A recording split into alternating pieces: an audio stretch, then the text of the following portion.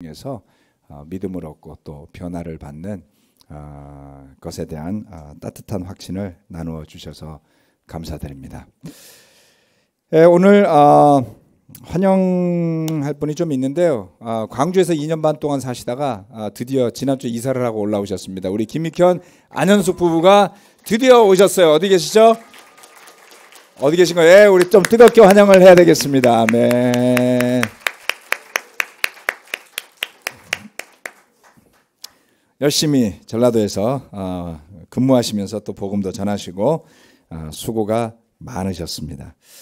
그리고 오늘 광고 끝나고 우리 박미숙 자매 장남인데요. 이종혁 군이 세례를 받을 겁니다. 네, 그것도 우리가 뜨겁게 환영해야 되겠죠? 아멘. 자, 아무튼 우리 잠실에 대학생 몇 명이 올라오고 나서 그 나이 또래 첫 세례입니다. 기쁘게 생각하고요. 자, 오늘 말씀, 오늘은 또 재정 보고가 있습니다. 그래서 설교를 짧게 20분 안에 끝낼 생각으로 있습니다. 자, 설교 말씀의 제목이 피차 뜨겁게 사랑하기입니다. 저는 이 말씀 참 좋아하는데요. 네, 우리 함께 말씀을 보시겠습니다. 베드로전서 1장 21절로 22절 말씀입니다. 베드로전서 1장 21절로 22절 말씀 함께 읽어보시겠습니다. 앞에 있는 구절들을요. 좀 큰 목소리로. 제목이 뜨겁게 사랑하라 했잖아요. 좀 큰 목소리로 함께 읽겠습니다. 시작. 여러분은 그리스도로 말미암아 하나님을 믿고 있습니다. 하나님은 그리스도를 죽은 사람 가운데서 살리시고 그에게 영광을 주셨습니다. 그래서 여러분의 믿음과 소망은 하나님을 향해 있습니다. 여러분은 진리에 순종함으로 영혼을 정결하게 하여서 꾸밈없이 서로 사랑하기에 이르렀으니 순결한 마음으로 서로 뜨겁게 사랑하십시오. 아멘. 서로 뜨겁게 사랑하십시오를 다른 말로 피차 뜨겁게 사랑하는 것입니다. 자, 첫 번째, 우리는 그리스도로 말미암아 하나님을 믿습니다 라고 사도 베드로가 이 1장 21절 말미에서 이야기를 하고 있습니다. 여러분은 그리스도로 말미암아 하나님을 믿고 있습니다. 오늘 저는 이 구절에 대한 설명을 조금 드리려고 하는데요. 최근에 성경 공부 하시는 몇몇 분들이 이런 대화를 함께 나누기도 하고 또 질문을 하시기도 했어요. 첫 번째, 기도는 왜 하나님께 합니까? 왜 예수님께는 안 하죠? 듣고 보니까 정말 그러게요. 이런 생각이 들었습니다. 또 어떤 분은 이 교회는 정말 예수님에 대한 이야기를 많이 하는군요. 예, 제가 한 6, 7개월째 예배에 참석해 보니 주로 신약 말씀을 통해서 예수님에 대한 이야기를 많이 하는 교회인 것 같습니다. 맞습니다. 내년 초에는 제가 창세기에 대한 설교를 하게 될 텐데 아마 그때는 구약의 하나님에 대한 이야기가 오래오래 나올 가능성이 있습니다. 또 예전에는 어떤 분은 꽤 오랫동안 성경 공부를 하시고 거의 모든 공부를 끝마칠 때쯤 처음에 하셨던 질문을 또 하셨어요. 처음에 무슨 질문을 하셨냐면 왜 하나님과 예수님이 똑같다고 합니까? 제가 볼 땐 전혀 다른데요. 마지막까지 그 질문에 대한 답변을 아무리 해도 납득이 안 되신 관계로 결국 떠나가셨어요. 참 어려운 설명 중에 하나는 예수님과 하나님의 관계에 대한 이야기입니다. 이런 부분에 대해 베드로도 아마도 뭔가 의식이 있었던지 이 구절의 첫 부분에서 이렇게 이야기하는 것을 알 수가 있습니다. 사도 베드로는 예수님 주변에서 늘 바짝 붙어서 많은 것을 배운 사람이죠. 그리고 그렇게 사도들이 함께 다닐 때 어느 한순간에 누군가가 예수님께 이렇게 질문을 한 적이 있었습니다. 뭐라고 질문했냐면 빌립이라는 사도가 예수님께 이렇게 이야기합니다. 주님, 우리에게 아버지를 보여주십시오. 그러면 좋겠습니다. 예수께서 대답하셨다. 빌립아, 내가 이렇게 오랫동안 너희와 함께 지냈는데도 너는 나를 알지 못하느냐. 나를 본 사람은 아버지를 보았다. 그런데 내가 어찌하여 우리에게 아버지를 보여주십시오 하고 말하느냐. 내가 아버지 안에 있고 아버지께서 내 안에 계시다는 것을 내가 믿지 않느냐. 내가 너에게 하는 말은 내 마음대로 하는 것이 아니다. 아버지께서 내 안에 계시면서 자기의 일을 하신다. 내가 아버지 안에 있고 아버지께서 내 안에 계시다는 것을 믿어라. 믿지 못하겠거든 내가 하는 그 일들을 보아서라도 믿어라. 이 빌립이 가끔 중요한 역할을 하곤 하는데요. 오병이어의 기적을 행할 때도 빌립이 등장하잖아요. 예. 무엇이 좀 있느냐? 사람들을 먹여줘라 라고 했더니 빌립이 대답했어요. 우리에게는 떡 5개와 물고기 2개밖에 없습니다. 주님 어떻게 하라는 말입니까가 괄호 뒤에 붙어 있죠. 예. 빌립은 잘 보면 굉장히 현실적이고 그리고 논리적인 사람이었던 것 같습니다. 아마 우리 중에 많은 분들이 그렇지 않을까요? 어떤 분들은 좀 시적이에요. 어떤 분들은 약간 초월적이에요. 그런데 어떤 분들은 팩트 중심이에요. 그래서 요즘 대한민국 사회에서는 팩트가 중요하죠. 팩트가 중요한 시대가 되었습니다. 빌립도 아마도 그런 팩트를 중시하는 저와 여러분과 유사한 사람이었는지 모르겠습니다. 우리에게 아버지를 보여주십시오. 빌립이 이렇게 얘기를 했어요. 그런데 하나의 문제가 있습니다. 앞에 구절은 조금 이따 설명을 드리겠습니다. 우선 생각해 볼 것 중에 하나는 빌립이 이 질문을 왜 했을까라는 거예요. 여러분 하나님을 보여주십시오라고 기도하거나 구해본 적이 있나요 혹시? 하나님 제발 확 좀 나타나 봐 주세요. 이렇게. 그러면 제가 찰떡같이 믿겠습니다. 이렇게 혹시라도 기도해 보신 적 없습니까? 빌립이 하나님을 아버지를 보고 싶다라고 말한 것은 한편 이해가 갈 만도 한 일입니다. 왜냐하면 유대인들, 지금 이 예수님 시대는 유대인이라고 부르고 구약에는 이스라엘이라고 불렀죠. 그 이스라엘 민족은 하나님의 계시를 통해서 탄생한 민족이었어요. 하나님께서 아브라함을 불러내셔서 그리고 하나님께서 모세에게 나타나셔서 그래서 그 민족을 가나안으로 이끌어내셨고 그들이 이룩한 민족이 이스라엘이었거든요. 그래서 구약 성경 말씀을 통해서 보면 유대인 이전에 이스라엘 전체, 유대는 한 부족이고요. 이스라엘은 하나님에 대한 믿음 가운데 세워지는 민족이었습니다. 모세도 질문을 했죠. 백성에게 가라. 그 백성을 가나안의 땅으로 네가 인도하거라 라고 말했을 때 모세는 이렇게 합니다. 제가 뭐라고 이야기할까요? 사람들이 제 말을 어떻게 믿겠습니까? 당신을 뭐라고 이야기해야 되겠습니까? 그랬더니 하나님이 나는 나다 이렇게 말씀하셨어요. 그리고 가서 그냥 설명하거라 라고 하셨습니다. 이스라엘 사람들은 그런 하나님을 이렇게 불렀어요.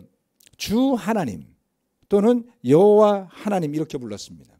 여호와라는 단어를 요즘 잘 쓰진 않지만 그것을 유대인들은 읽지 않고 주님이라는 단어로 대체를 하다 보니 그 여호와라는 명칭에 해당하는 단어를 주님이라고 부르고 뒤에 있는 엘로힘이라는 단어를 하나님이라고 부르면서 주 하나님 또는 여호와 하나님이라고 불렀어요. 그 하나님은 이름도 함부로 부르면 안 된다고 말씀하셨고요. 나를 보는 자는 죽는다고도 말씀하셨어요.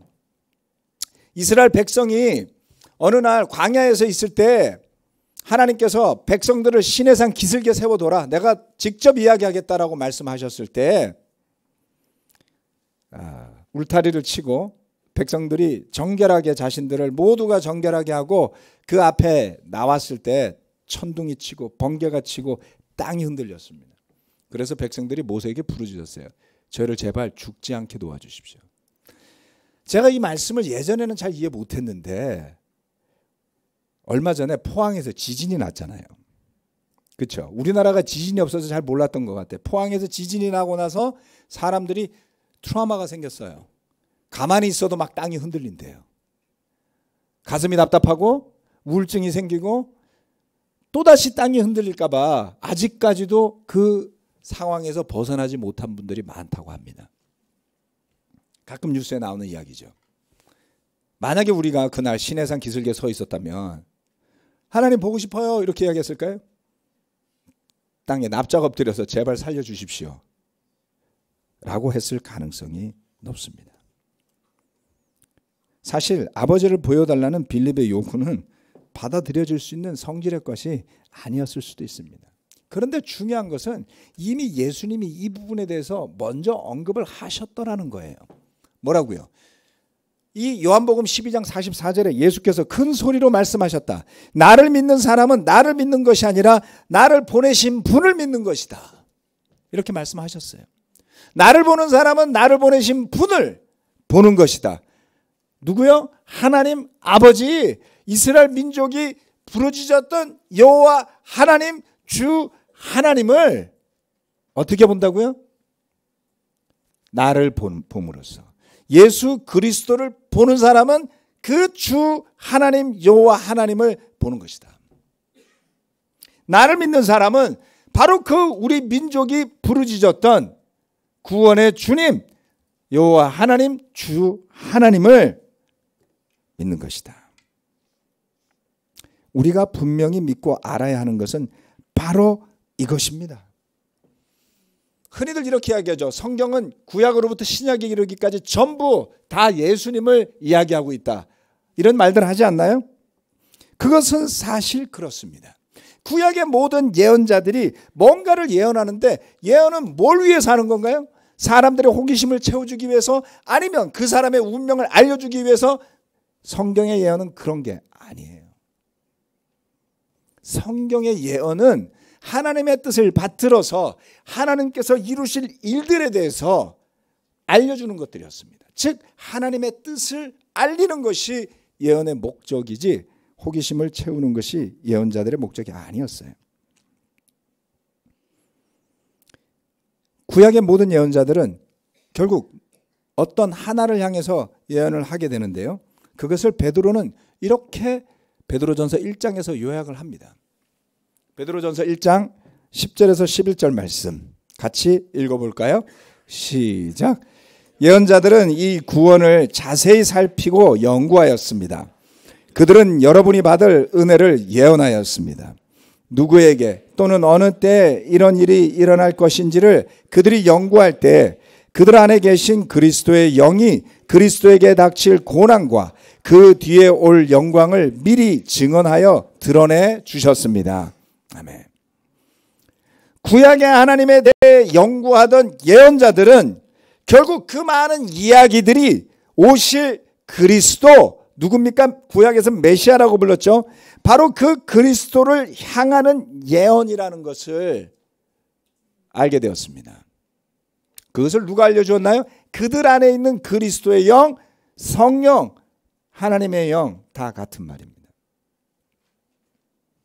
그 하나님의 영이, 그리스도의 영이 그 그리스도 예수에게 닥칠 고난 그리고 그 뒤에 올 영광, 다시 말하면 이건 예수님에 대한 이야기였던 거예요. 대표적으로 누가 이것을 예언했습니까? 구약에서 이사야가 예언했죠. 이사야만 예언한 것이 아닙니다. 아브라함도 예언을 했습니다. 모세도 예언을 했습니다. 구약의 수많은 예언자들이 뭔가를 이야기하고 전할 때 그 안에는 늘 복음을 향한, 예수 그리스도를 향한 의미들이 들어있었다는 것을 알게 된다는 것이죠.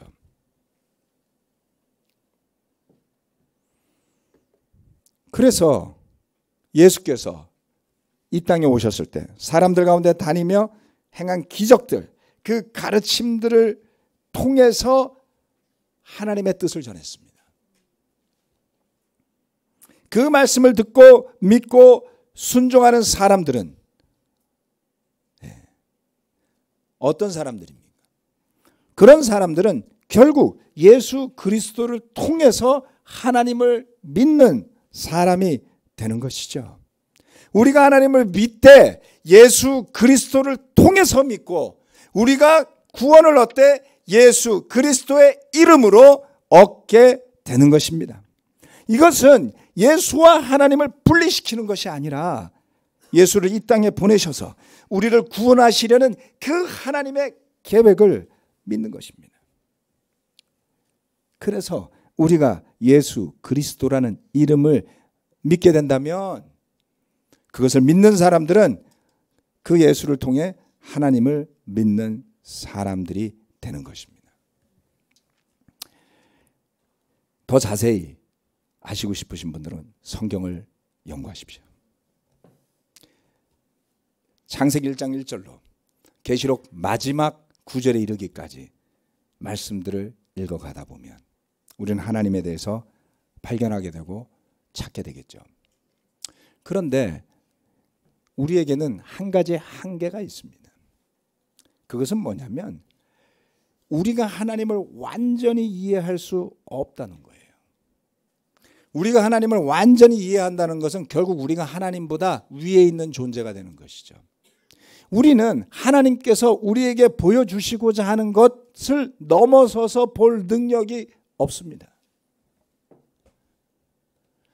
우리 모두가 죽을 때까지 아무리 많은 기도를 하고 성경 말씀을 연구한다 할지라도, 아무리 머리가 비상하다 할지라도, 아무리 영성이 뛰어난다 할지라도 어느 누구도 하나님의 모습을 다 이해하지도 설명하지도 못할 겁니다.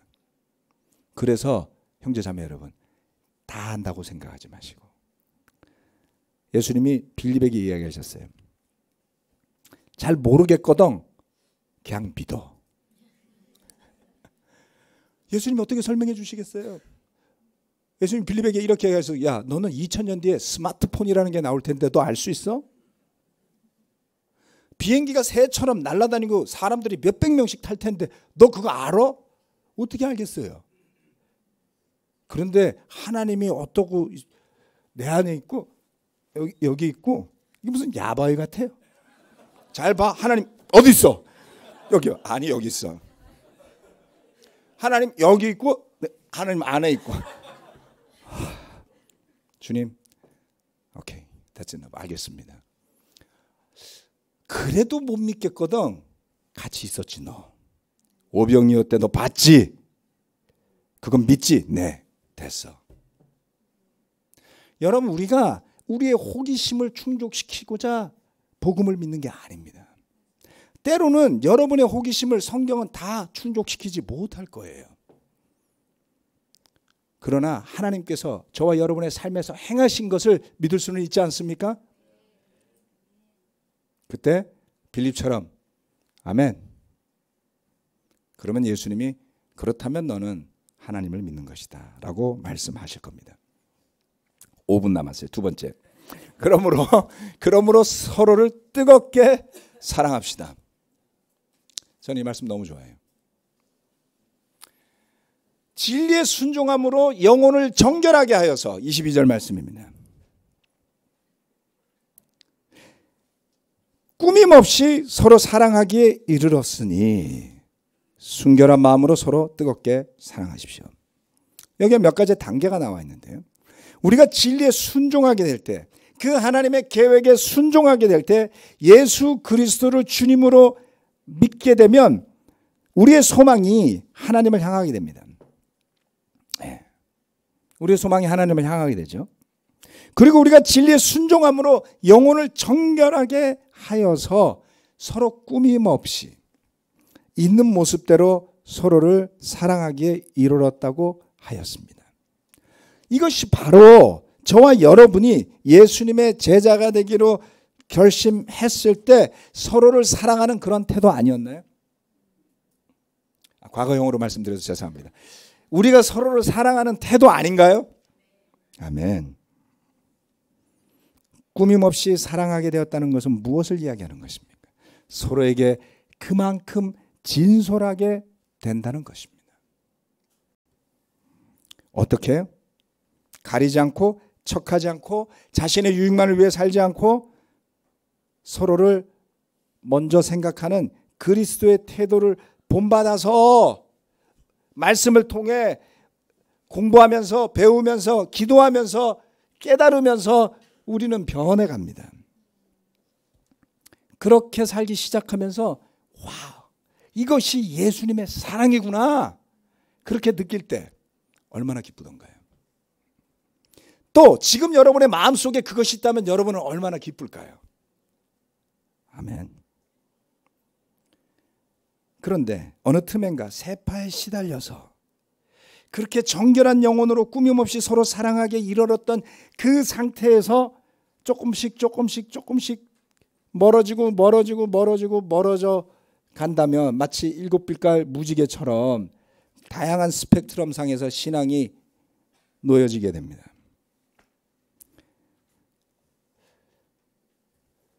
여러분, 만약 그 정결한 마음으로 꾸밈 없이 서로 사랑하는 마음에서 좌우지간 무슨 이유 때문이건 한 발짝 멀어져 있다면, 또는 두 발짝, 세 발짝, 네 발짝, 다섯 발짝, 열 발짝 멀어져 있다면 기억을 다시 살려보고 마음을 다시 살펴보고 주님께 간절히 기도함으로 그 설레는 마음으로 서로를 만나고 또 복음을 전하기 위해서 애쓰고 서로를 돕고 서로를 사랑하기 위해서 헌신했던 그 마음을 돌이켜보시기를 부탁드립니다. 왜냐하면 믿음이 되살아난다면 반드시 그와 같은 하늘의 소망을 둔 삶은 회복될 수 있기 때문에 그렇습니다. 여러분, 사실 구약 성경에 굉장히 여러 가지 이야기가 많이 나오지만 아주 중요한 반복되는 패턴이 하나 있어요. 그건 뭐냐면 회복이라는 주제입니다. 구약의 많은 예언자들은 이렇게 예언했어요. 돌아오라. 그렇지 않습니까? 돌이켜라. 이렇게 이야기합니다. 그 단어는 슈브라는 히브리어인데요. 그 단어는 돌이키다, 돌아오다, 회복하다, 그 다음 회개하다라는 뜻까지 포함이 되어 있어요.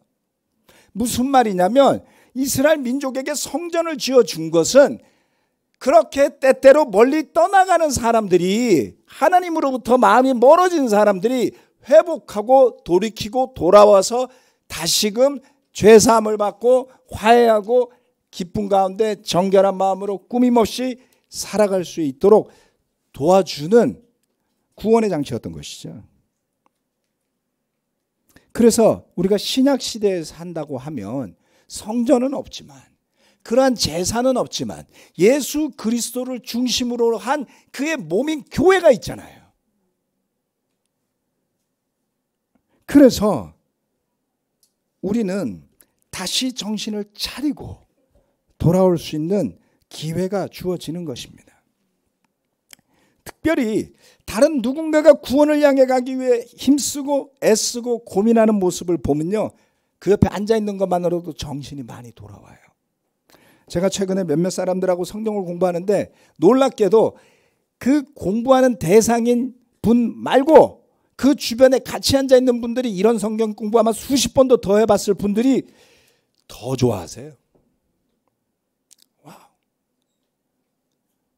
내가 처음 세례받을 때 생각도 나고, 내가 성경 공부하면서 다른 누구를 도와줬던 생각도 나고, 그때 그 뜨거웠던 마음이 다시 되살아나더란 말이에요. 결국 다른 누군가가 진리를 찾고자 애쓰고 있는데 그것을 통해서 하늘나라를 향한 그 산 소망의 문이 다시 열리더라. 우리를 뜨겁게 사랑하게 하는 그 동력이 어디에서부터 옵니까? 살아 있어야지 되는 거예요. 그것은 머릿속에 있어서는 안 되는 겁니다. 사랑이 머릿속에 있으면 안 되잖아요. 표정으로 나타나고 손짓으로 나타나고 서로의 대화 속에서 나타나고 눈빛 속에서 나타나고, 그런 만남이 뜨겁지 않습니까? 그러한 사랑이 넘쳐 흐르는 하나하나가 모인 그것이 바로 예배예요, 여러분. 그래서 그 사랑이 뜨거울 때는 그 예배도 뜨거운 겁니다. 어떻게 영향을 받을까요? 말씀을 통해서, 교제를 통해서, 사랑을 통해서, 예배를 통해서, 찬양을 통해서 그 뜨거움이 전달될 때 비로소 우리는 와우, 예수님의 말씀대로 가는 것이 맞구나, 확신을 가지게 되는 것이죠.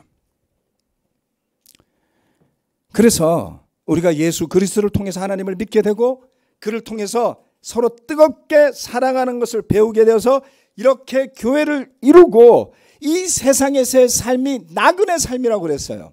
고단한 삶이라고 그랬어요. 그렇지만 그런 고단한 가운데서 가족이 있기 때문에, 하나님의 가족이 있기 때문에 힘을 내서 가는 것 아닙니까?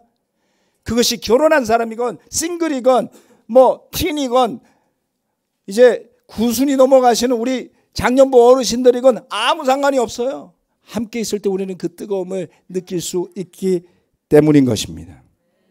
그런 감사함이 오늘 저와 여러분 가운데 또 이 예배 가운데 풍성하게 넘치게 된다면 그것이 우리가 서로 피차 뜨겁게 사랑하는 그리스도의 사랑이 복원이 된 삶이 되는 것이리라 믿습니다. 말씀 마치겠습니다. 아멘.